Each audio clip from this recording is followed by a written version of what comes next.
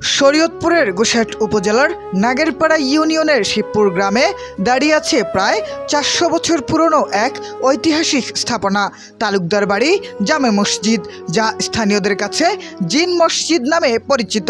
স্থানীয়দের বিশ্বাস, মসজিদটি নির্মাণ কাজ শুরু করেছিলেন এক ব্যক্তি, তবে কাজ শেষ হওয়ার আগেই তার মৃত্যু হলেও এক রাতের মধ্যেই জিনেরা বাকি নির্মাণ কাজ সম্পন্ন করে। সেই থেকেই এটি জিন মসজিদ নামে পরিচিতি লাভ করে। প্রায় ৪ শতাংশ জমির উপর নির্মিত এই প্রাচীন মসজিদ রয়েছে মোগল স্থাপত্য শৈলীর ছাপ।